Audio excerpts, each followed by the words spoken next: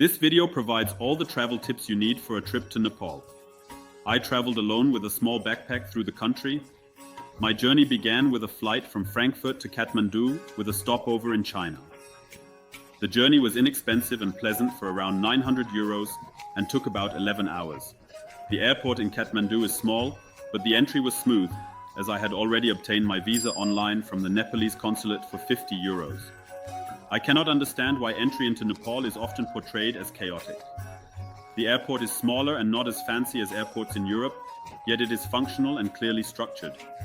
Nepal, nestled between India and Tibet, is famous for its impressive temples and the majestic Himalayas, which also include Mount Everest, the highest mountain in the world.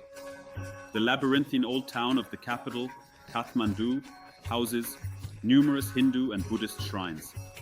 Kathmandu is the only capital on Earth that does not always have electricity, so I recommend booking a hotel with backup power.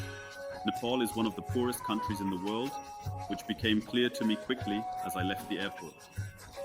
The taxi ride to my hotel took about 40 minutes, even though it was only 5 kilometers away.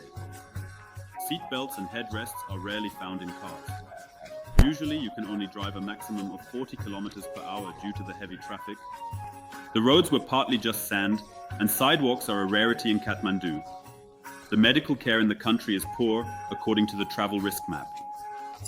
You should not only take out foreign health insurance with repatriation for this trip. The country has been a democracy since 2015. Attacks and violence can occur at any time. However, tourists have not been the target so far. I have seen United Nations staff in the country.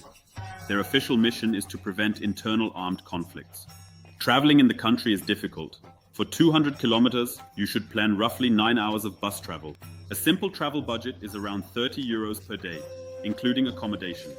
For guided tours of about 4 hours in English, one should plan for about 60 euros per person.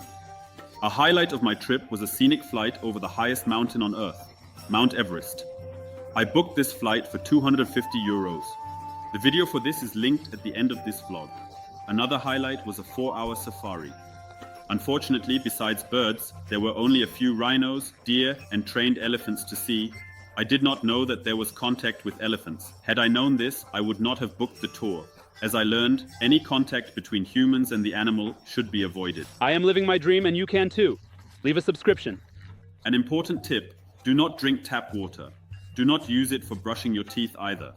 Drinking water is often available for free in bottles at hotels or for about 30 Nepalese rupees per liter on the street. Make sure that the bottles are originally sealed. Food in restaurants is cheap. With about 1,000 Nepalese rupees, you can get by well. You can conveniently withdraw money from ATMs using a Master or Visa card with a fee of about 350 Nepalese rupees. If no hiking tours are planned, a travel time of 10 days is easily sufficient. Tipping is not common, but it is appreciated. I always gave roughly 10% as a tip. Nepal is the poorest country I have visited so far. A defining experience was an unplanned bus stop in a slum. The social injustice on this earth became clear to me again here. Here is the announced video of the Mount Everest flight.